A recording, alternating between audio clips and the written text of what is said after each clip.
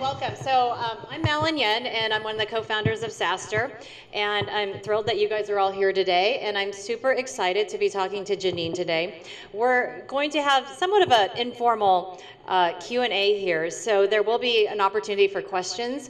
You can answer them. You can hold up your hand while we're speaking, and depending on the flow, I may stop and take a question, but otherwise we'll reserve some time at the end for questions, okay? Great. So Janine, welcome. Thank you. We've all seen Zoom on the billboards and on the buses and in the airport and on the Warriors. And we've also seen Zoom winning all kinds of industry awards, from industry analyst reports, but also the best CEO recently. Congratulations. What was that? It was Glassdoor in the, which category? I think it was, I want to say the U.S. Yeah. But it was in large size companies. So I think it was U.S. It was U.S. Yeah. So he, so it was the 1,000-person or above category, which is a really big category, and it included folks like Mark Benioff and Jeff Weiner and other folks like that. And I've had the opportunity also of knowing Eric for a very long time, and well deserved, right? And congratulations. Yeah, he's wonderful. So I'm delighted to have the opportunity to speak with you today. And so Janine is the mastermind behind the marketing brilliance that helped drive triple-digit growth for Zoom. So please join me in welcoming Janine. Let's give it a So Janine, you were the first marketing hire at Zoom, but I think it's a little known fact that you were hired not until after the Series C. Is that correct? Yeah, so technically the first marketing hire. There was a gal who's still there. Her name's Priscilla. She's wonderful. I call her my gift. She was like jack of all trades of anything that was, whether content, getting ready to go to a customer or anything. So I like to say she was technically the first, but she was our gift. Yeah. And so, so how did you end up at Zoom?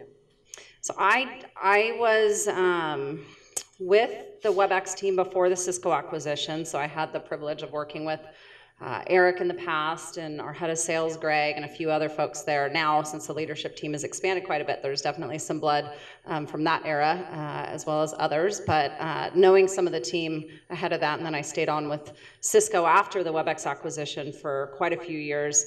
And then made my way to Zoom. Great. So let's back up. So Series C, what year was this? 2015. 2015. So just 2 years ago at Series C, and you get brought in, and Eric says, "Okay, come and join this organization. Now, go." Like, what do you do? Like, what guidance did he give you? Yeah. So I mean, I came in. Yeah. So it was January 2015. Probably a month after the Series C. So the intent of that round was to really scale sales and marketing. The product was in a really good place. We had some really great customers ready to put pedal to the metal. So we started with, we had some content out there, right? I think we had a blog that one rule, if you're going to do a blog, you need to write to it frequently. We weren't following that rule before. Now we do quite a bit. So making sure, I knew our job was twofold. So it was driving preference for the brand because it wasn't a new category. It was actually an incredibly crowded category that it was and that we still are in. And then I knew that we couldn't go out there and say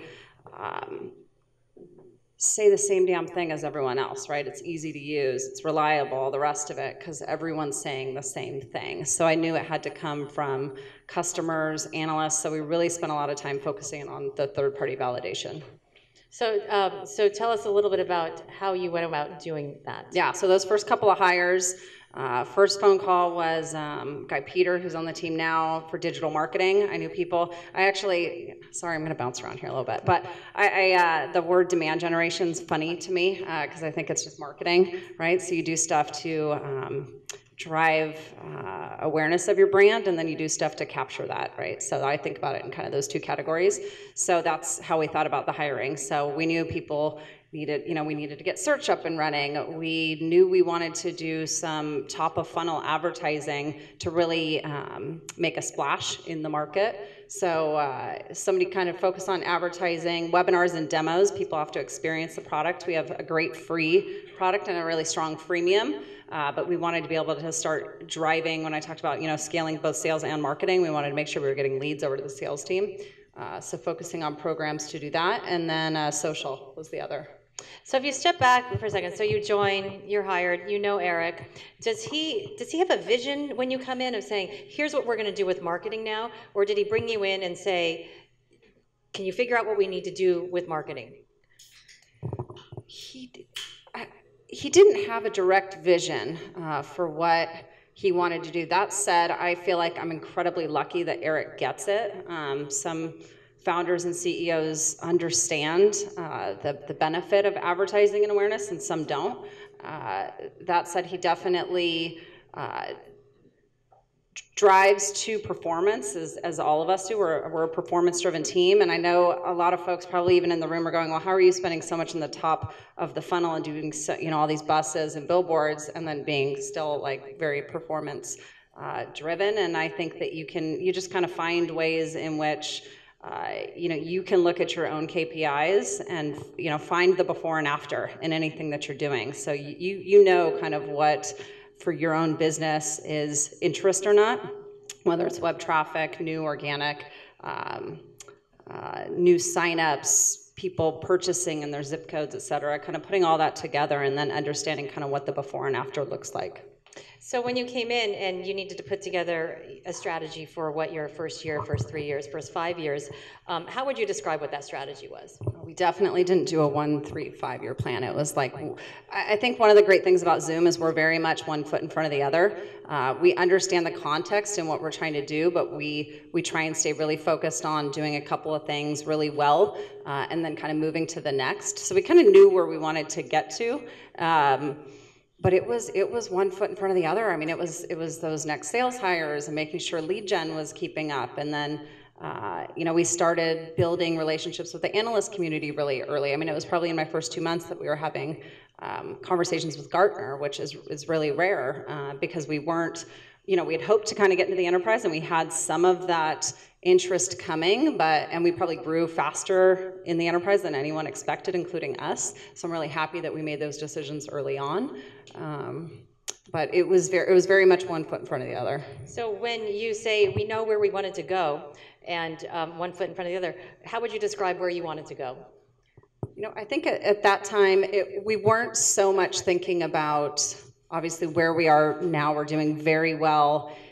Both upmarket and in the small business kind of freemium prosumer side of things.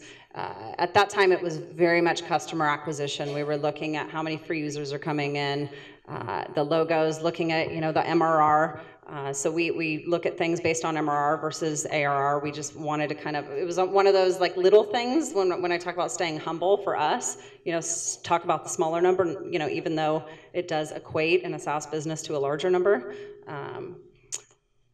I don't, that's a tough question, because I think it was customer acquisition. It was making sure that we were growing the business at a steady pace, week, month, year over year. And then I think one of the things we talked about is that in 5 weeks you made 5 hires, right? And which helps you attack the 5 different areas that you focused on in order to have user acquisition. So what were the first 5 hires you made? Yeah, so it was digital marketing. Somebody to do webinars and events, social, advertising, and events, I believe was the other, live events. And was there an area that, in retrospect, was there an area that you might have invested in more or less with the benefit of hindsight? We've talked about this before. I don't think so. Honestly, I think we did the right things, and it was because we started out small in everything that we did, and then as we saw traction, we would go and kind of double down. So there wasn't anything that it just isn't kind of in our DNA to go full speed without testing and trialing. So give an example. I've heard about this double down strategy, which is Eric is a very frugal individual. I think every time that he has raised a round. The previous round, almost the entirety of it is still in the bank, right? And so even though you come in at a Series C, knowing Eric a little bit, I don't think you were like, oh, empty, blank checkbook. I think you had to still be very disciplined about it. So tell us a little bit about this double down strategy. Yeah, the great thing was, I mean, honestly, I would come to him with sound reasoning, and we would have these conversations about what it meant to do the activities that we were going to do. And I describe us as a very practical team. Like, we don't over-architect things, and we keep things very simple. And I mean, you can see it in the messaging and just the way we execute. And so I think Eric was always able to understand what it is that we were trying to accomplish. And I know it sounds so simple, and it is hard to do, but I think keeping things simple and being able to make sure that, like, the person that you need, I need Eric's support, especially like in marketing when so much is art and science.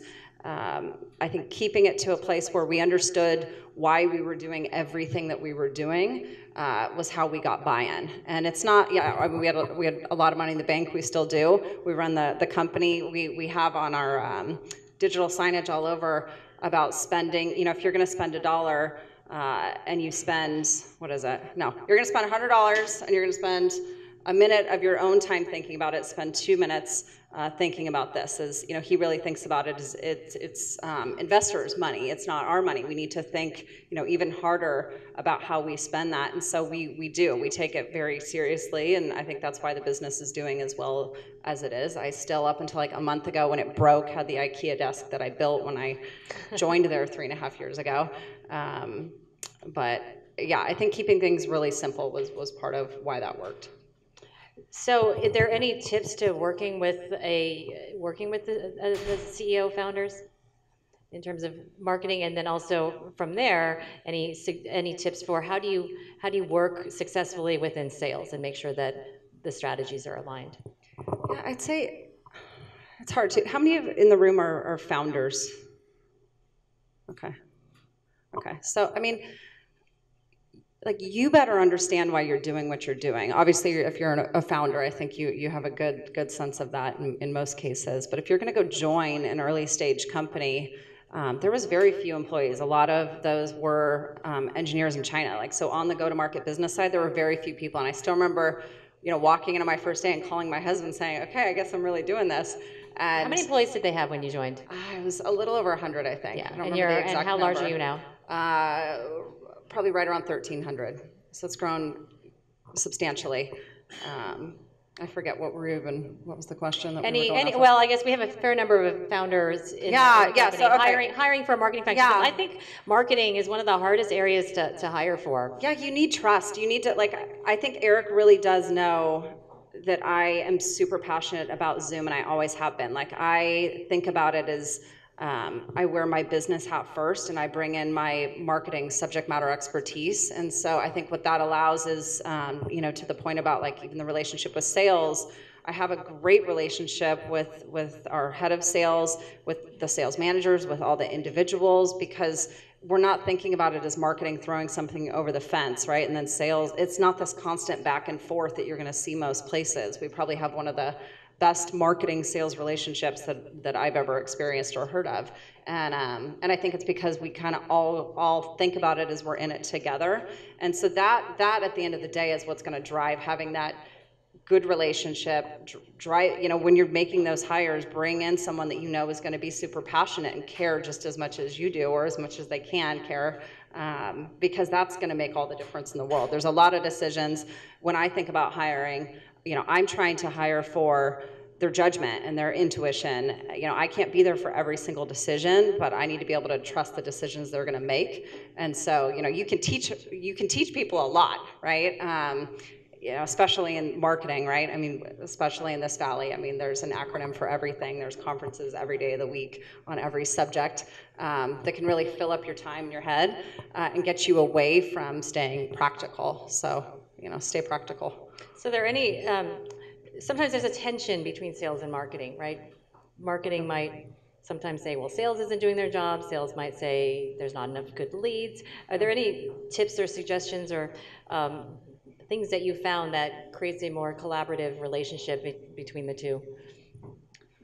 Whether it's, or maybe it's a healthy tension. Yeah, no, I think whether it's sales and marketing or any other, I'm thinking about like the leadership table, and some of those like golden rules you hear about early on, like don't go to a table of 12 people without having some conversations ahead of time. Like you want to bring people along with you, and I think we do a good job of that at Zoom. Like if we're thinking about entering new markets or bringing in new campaigns, we're all going to kind of talk about it before we go and execute. And I think some of the tensions kind of come from misaligned expectations or roles and responsibilities. But I think we do a pretty good job of making sure people understand the why, and then we go and execute, and that helps, I think, relieve the tension.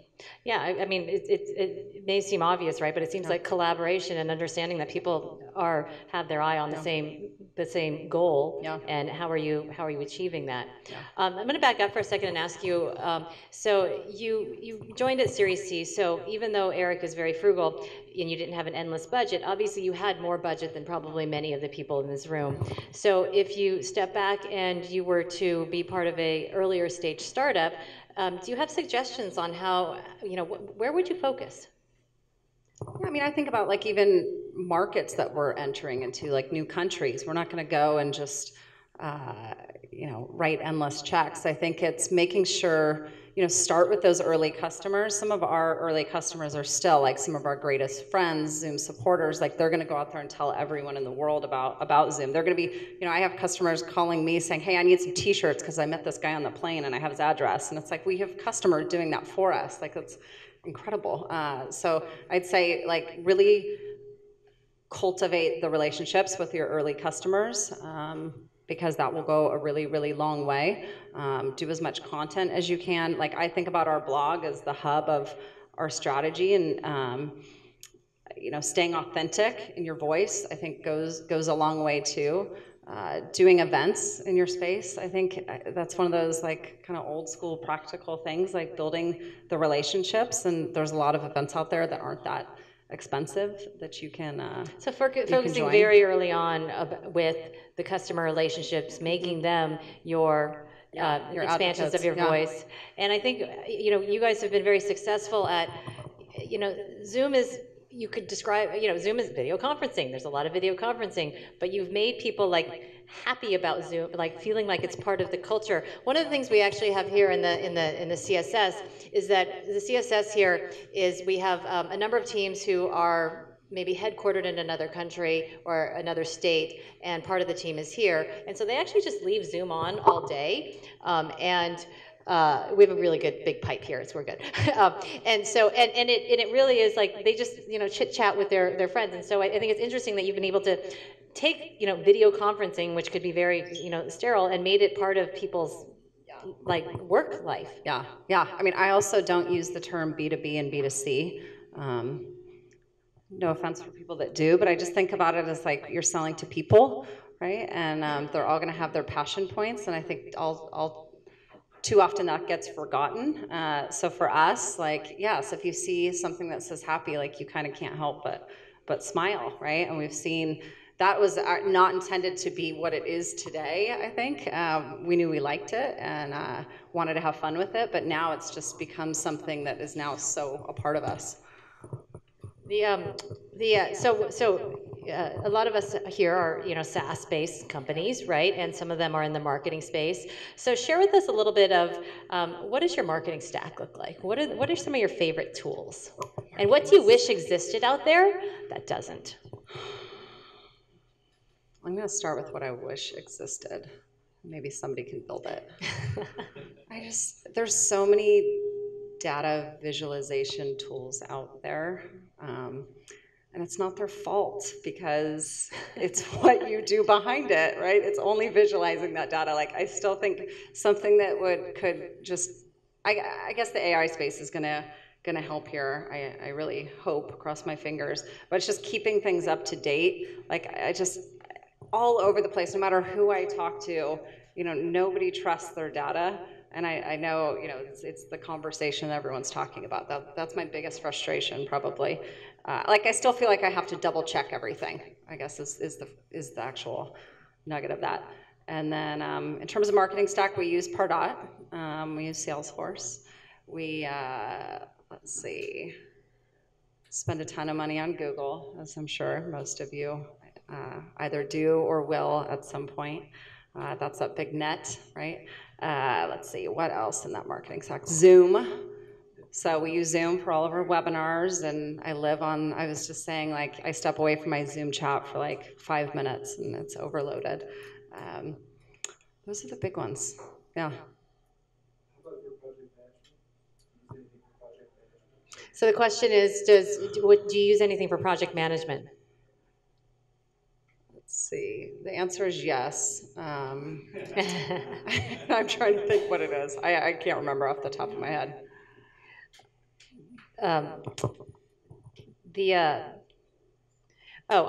So there's certain things that you did in terms of your strategy, which is you can measure things like, okay, we want to have more social media reach. We want to have events where you have people. There's certain things that lend themselves to metrics and measurement very easily.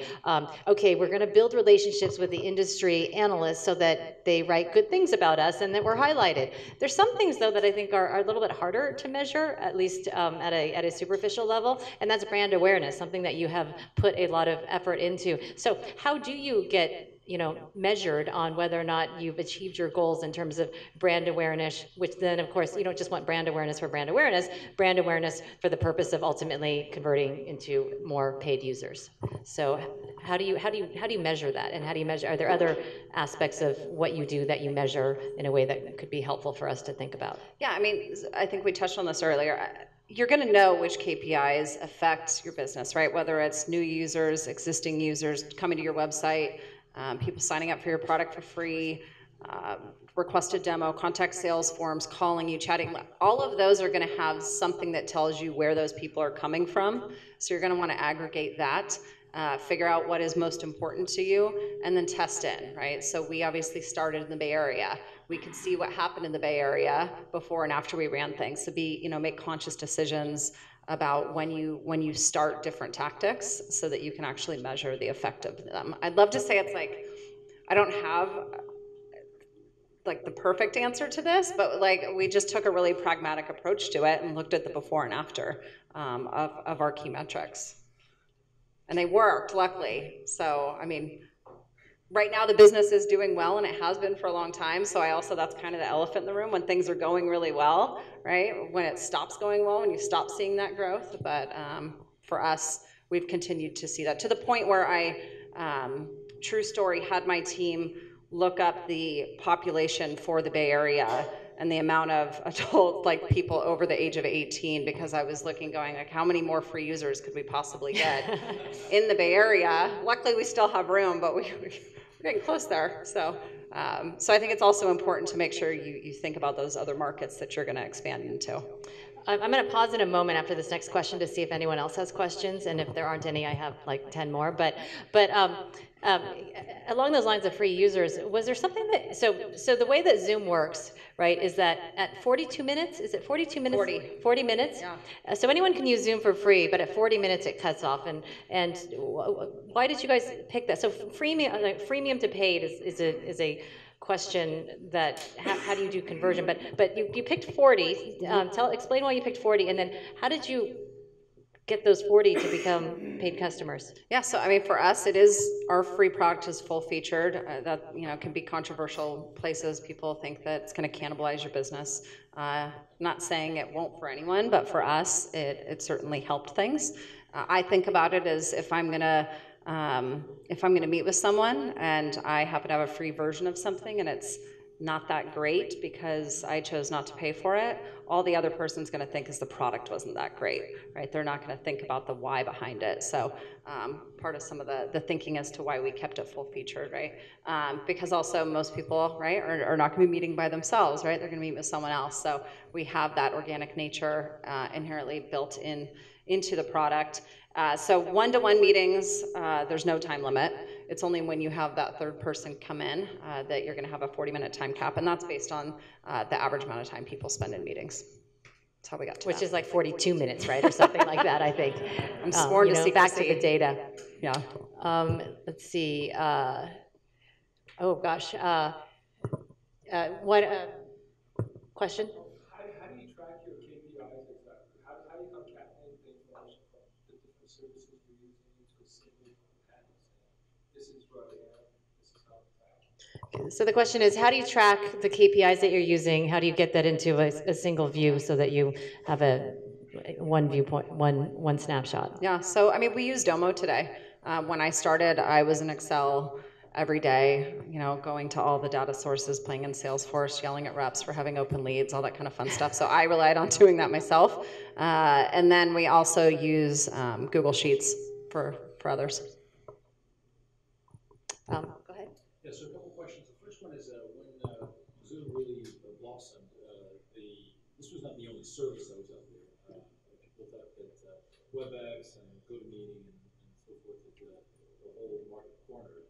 So the first question is, what were the key things that made Zoom really thrive?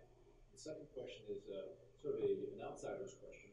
So you told the story of what happened after you joined. When you joined, you said there was no marketing team to speak of. How do you explain the success of Zoom until? Okay, so I'm going to try and repeat that question because we're recording this. So the first is, it was a very crowded space. There were a lot of other videos, and in fact, when I know this, when Eric was trying to raise money, no one would fund it because it's like, well, there's all these other incumbents out there. No one needs another video solution. What do you attribute to the success of Zoom? So let's start with that question first. Yeah, the product being as easy to use and reliable.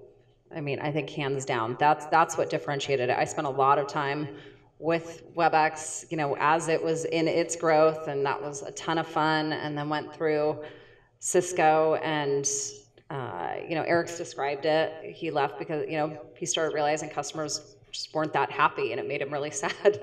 And so he started Zoom, and yeah, I mean, all we hear about is the fact that it just works and it's reliable. And I think he's done a phenomenal job of scaling the product into very large enterprises now. So I think it's one thing to have it come out and kick ass in a small group, but then being able to actually scale it into those large enterprises is a tough job, and he's been able to do it.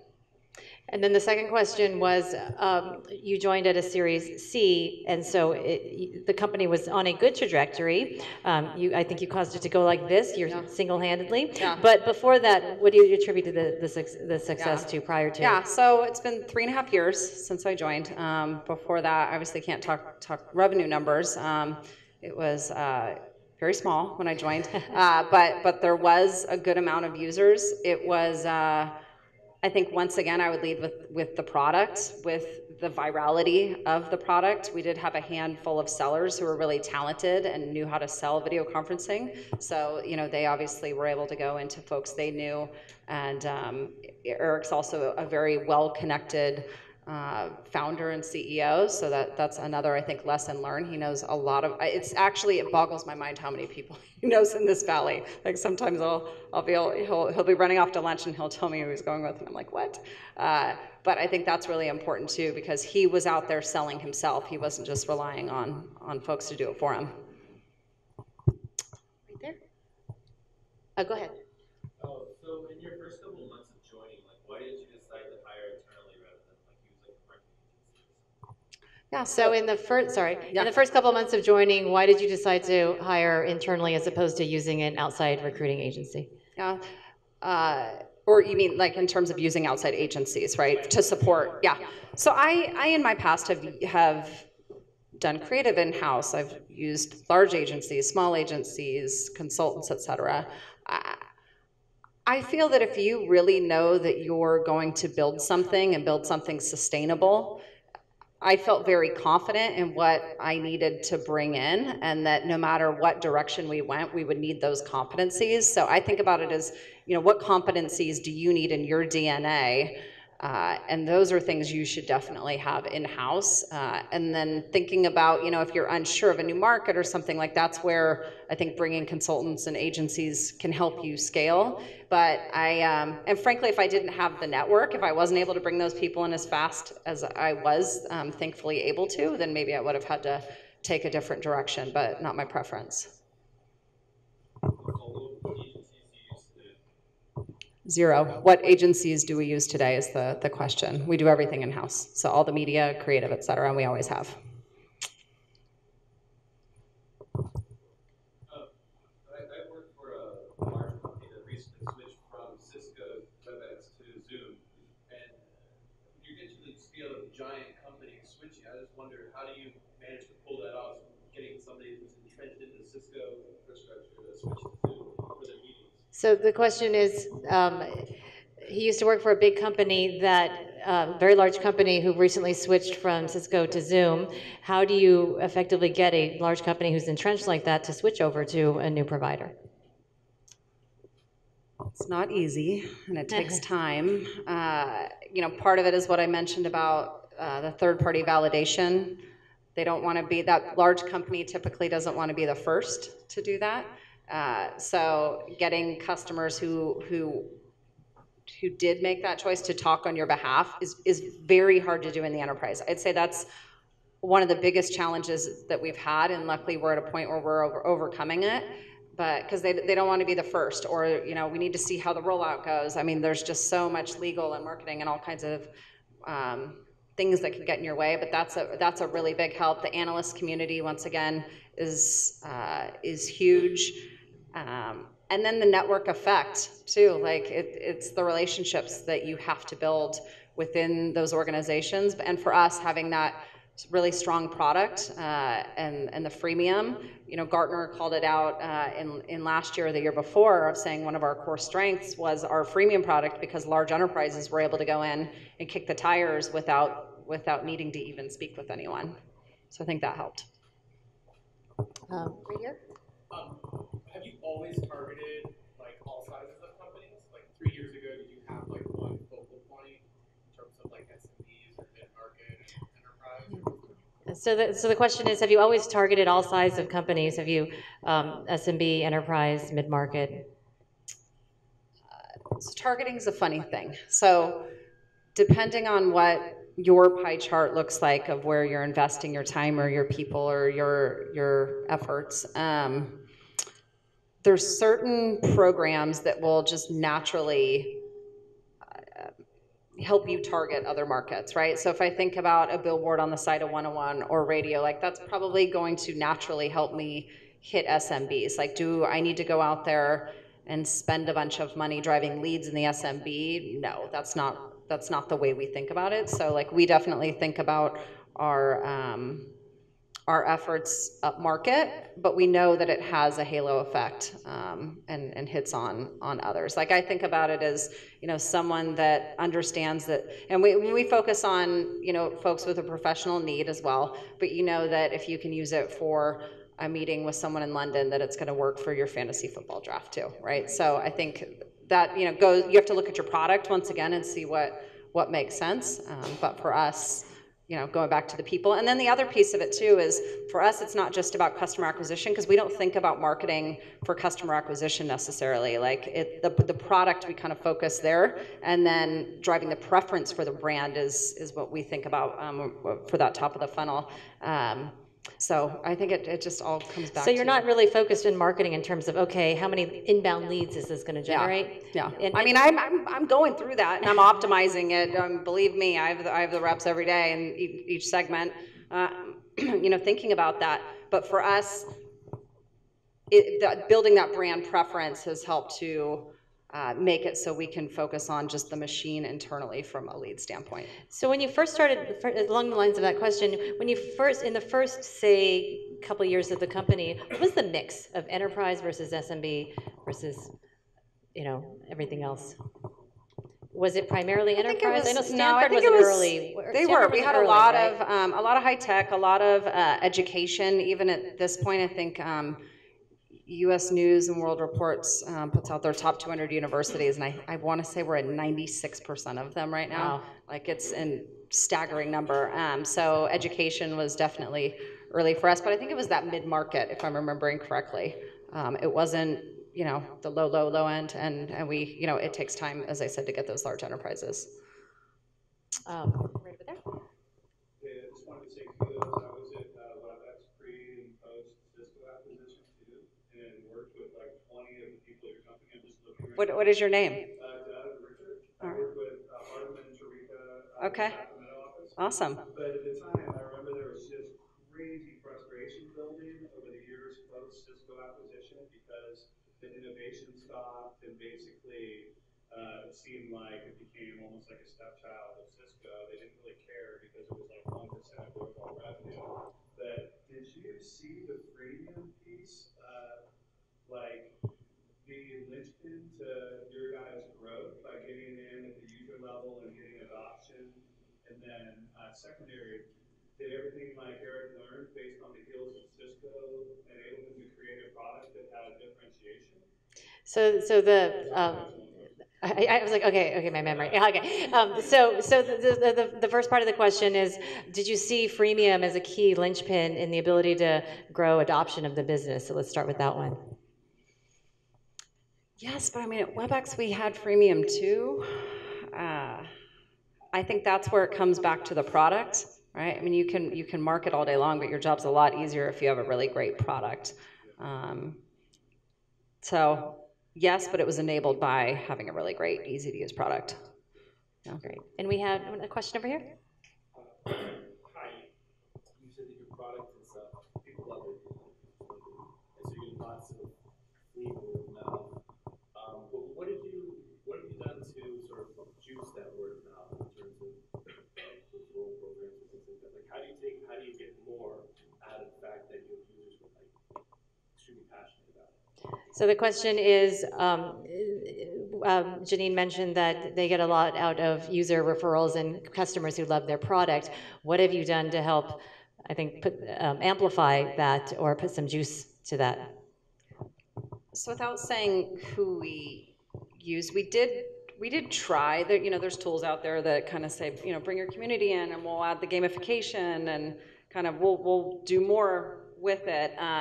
And for us, it didn't really work. Not saying it wouldn't for any company, but for us, it didn't. And so we just focused in on our social and having an authentic relationship with folks, and like really doubling down there versus finding tools to help us drive that. So it's going in and out, I think, but yeah, I mean, we just kept that authentic voice and have taken it really seriously, and kept those conversations going. But yeah, I think this was a tough one because in the spirit of doubling down, we think, okay, well, we've got this great following, people love us, 72 NPS, like it's like a cult following. I'm not kidding, it's crazy.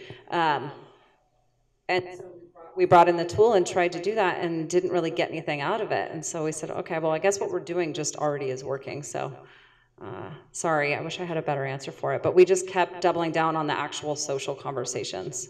So what does that mean to double down on social conversations? It means to respond immediately. It means to randomly send t-shirts out if someone says they had a really great meeting or says they have a product feature request or something like that. It means to truly listen and be on the other side of that conversation instead of just, you know, getting back to them the next day. It means that that Eric might respond to somebody and it's actually him.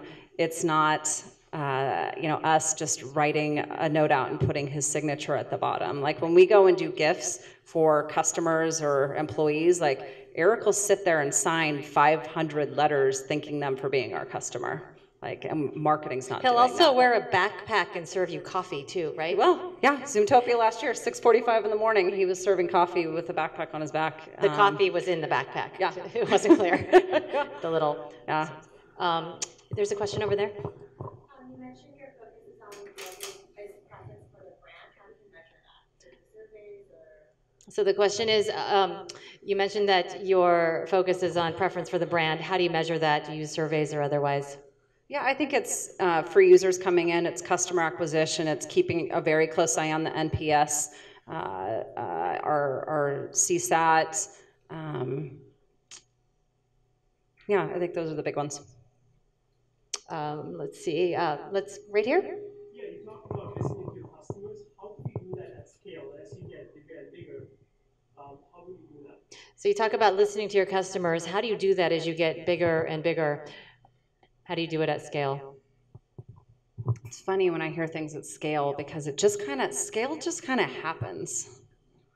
So I don't know, like for those of you that have been through really small to really large, like there's no point where you're like, oh, okay, we've scaled. And because I'm trying to think back like on what necessarily we've done different or what we've put in place. But I think it's, you know, we have pretty tight SLAs on any responses through phone, chat, email, et cetera. But I also think we haven't really touched on the culture piece. Like we have an incredible culture at Zoom. I think I obviously talk about the Glassdoor review that Eric got of, you know, for this year. That matter. It means that every employee is empowered to do what they think is right for the customer. Like we've said, like no one will ever get fired at Zoom for trying to do the right thing ever. And whether it means sending out a gift card, sending just a handwritten thank you note, any of that, I think it's making sure all of your employees are answering the call to the customer. Back there, yeah. Yes, how do you track brand awareness looking for ad spend ROI? And I'm just curious on the ad spend side, do you actually like find a campaign that's working and try to scale it infinitely? So how do you track brand awareness versus ad spend? Yeah. And once you find something, how do you when something's working, how do you scale So it? I think we've touched on the brand awareness piece. In terms of the ad spend, are you talking about like digital spend, or what do you mean by? You build a funnel and you see that you're spending, you know, let's say 30,000 on Facebook daily. Do you try to scale that up? We're going to try to get it to 100,000 to generate X amount of leads to send over to the sales team. Yes, with the caveat of you've got to look at what that means. Like, I believe people don't wake up in the morning thinking about your brand, hence why we do some of the activities that we do. So you need to think about, like, why would that 30,000 in Facebook be doing what it's doing? Like, there's probably another program that's helping drive the effectiveness there. So, yeah. So making sure that you're looking at things, I think, holistically as well from an attribution standpoint. Over there. Can you talk a bit more about how your team partners with, particularly folks in the enterprise, focuses with like the enterprise team on penetrating enterprise accounts, whether it's ABM or it's sending mail out to target accounts? Okay, so how does your team partner with the enterprise accounts, whether it's ABM, mail, otherwise? Yeah. So all the above.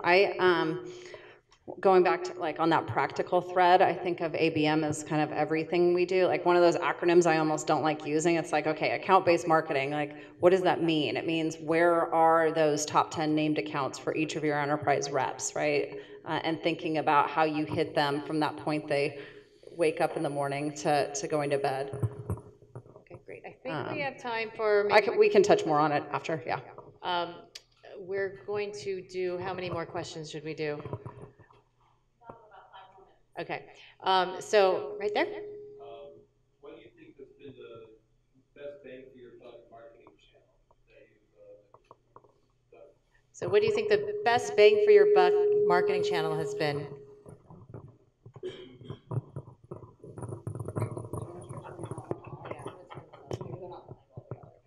Okay.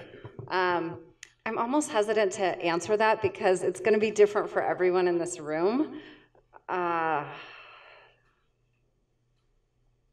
I'm going to say frequency. I'm not going to say a program. It's making sure that whatever you do enough of it so that it's impactful. Because I think all too often one of the biggest mistakes people make is go in, test something, but maybe it needed 3 or 4 other programs to actually make that impact. So frequency is going to be my answer. Right there. You talked about being really strategic in what initiatives you do. And so whether you're a marketing team of 1 or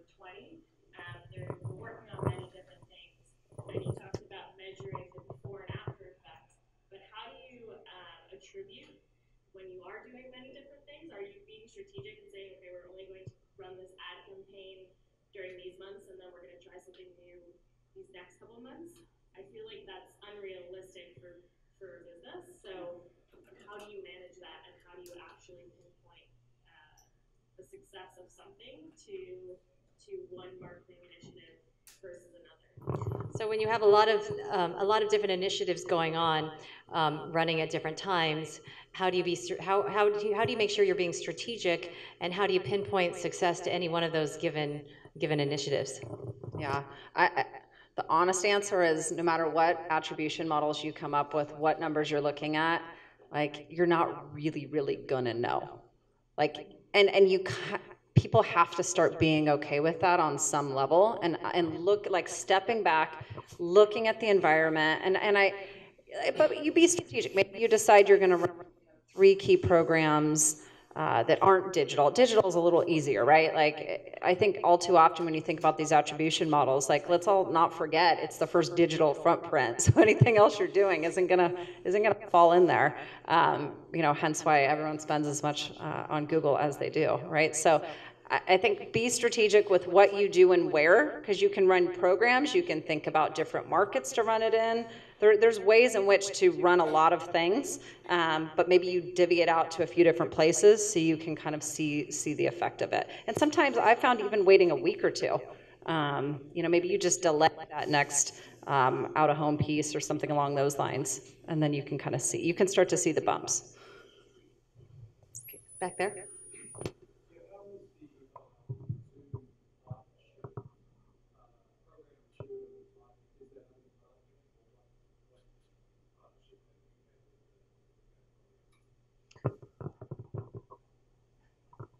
So is the question, Zoom partnership program, does it fall within marketing or does it fall within another area?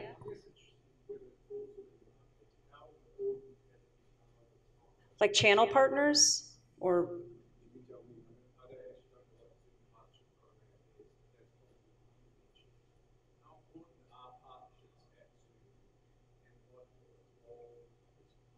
Okay, so yeah. Okay, so how important are partnerships at Zoom, and how much do you use them? Yeah, it could totally vary as to what, like we have partnerships with the Sharks or with the Warriors, so like strategic marketing partnerships. Then we have channel partners that maybe help us in certain markets that we're not looking to go direct. They're important to us, but it depends on kind of what we're trying to achieve, whether it's awareness or distribution, reach in a market that, you know, is harder to do business in direct. I'm happy to talk with you more after this about it. Yeah. Okay, we're gonna take one more question. One more question. I think I'm gonna take it from someone who hasn't asked one. Who hasn't asked one yet? Lori? Yeah. Okay, Lori. I do have a question to me. Thank you for being here, for starters. But second, you did talk about culture. I'm interested in how your culture has or has not changed and your diversity strategy. So the question is about culture. How has your culture strategy changed or not, and diversity as well? Yeah. I am happy to report we've been able to maintain our culture, and I think that what that means is just like we're all really stoked to go to work every day. I've told the story before. I used to tell it in all hands more often. I should do that now. But when Eric and I first had those initial conversations and talking about me coming to Zoom, like he never actually used the term work. Like it was come build this, come be a part of this, and like that's truly what the past 3.5 years have been. And I think a few reasons. One, we've stayed a really humble group of people, like one foot in front of the other. Two, we're super focused, and I think that's enabled by 3, which is we have a very flat organization, which can be challenging, right? You know, people that have been there for a long time, like thinking about their growth, because we don't have, you know, the 17 layers of senior directors and SVPs and EVPs and like all the rest of it. But what that means is that like people really feel connected to what they're doing. And going back to the question about you know, scaling, you know, your customers, like it's it's an expectation. Like, people feel it's an expectation that you should understand that you're empowered to do the right thing and to raise your hand if you feel like you're working on something that doesn't matter or you don't understand how it fits, because none of us have none of us have a ton of time, right? And so we kind of hit like natural prioritization by only getting to as much as you possibly can throughout the day. So I think those are some of the reasons why we've been able to scale. Well, one of the things is when a lot of the senior leaders who are leading the functions weren't necessarily leading functions at other organizations when they were brought in. You joined, and maybe you weren't, you were a marketing leader, but you were not necessarily the CMO or the head of a particular area. And so what's interesting to me is that to see that almost all of those people, and maybe all even, who were brought in at that level who had not done the job before are still in those positions, right? And obviously your company is executing extremely well. Yeah, we're a company full of executors. Like, we are doers. What about your Diversity. I think it's healthy. I want to say it's a conversation we have all the time internally, but without this being taken the wrong way, we don't have it that often. I think it's because we have a healthy amount of diversity. I think that's also from our recruiting strategies. Like, I am responsible for recruiting for my team, and over 50% of the folks that come into Zoom are referrals, right? So we're bringing in kind of like-minded people from this diverse pot we're in the Bay Area or London or Sydney or wherever we are. And so I think it's naturally cultivated a diverse environment. So I have one final question before we wrap it up, and Janine has kindly agreed to hang out with us and answer some additional questions one-on-one. But my question for you is, what's one thing you're willing to share about yourself that most people don't expect?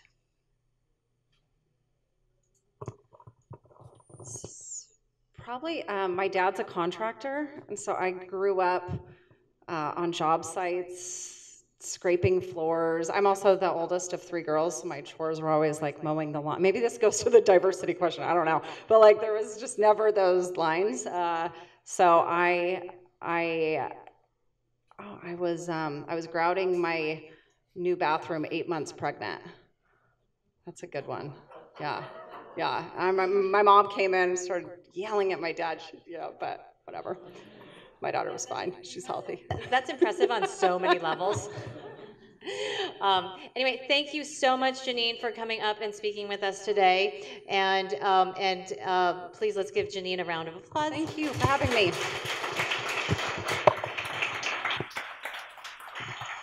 There's one announcement I'm going to make, is that you'll receive, we love feedback at SaaStr. This is a little bit of a new format that we were experimenting with today. So when you get that post-event email, please provide your feedback. We have another one of these planned for September 5th. Even though we could bring you back every single time, we're going to spread it out a little bit. We have Mercy Grace, who's coming on September 5th. It'll be about the same time. And for those of you who know her, she was the brilliant first head of product at Slack after Stuart Butterfield, and she built up the growth team, she built up the product team, and helped enable it to be the $5 billion company that it is. So hopefully you'll be able to join us. So thank you for coming.